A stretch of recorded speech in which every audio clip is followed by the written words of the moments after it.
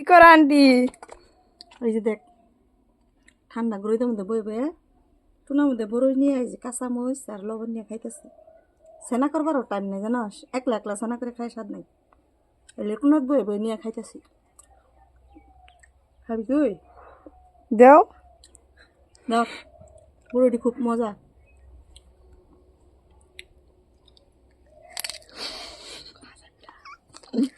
না, ভালো আছে। ভালো আছে না? তোমরা খাবা? আর খাই না, আমরা খাই না।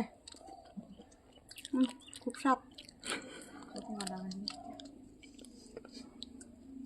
জালও আছে, মিরাও আছে, লবণও আছে।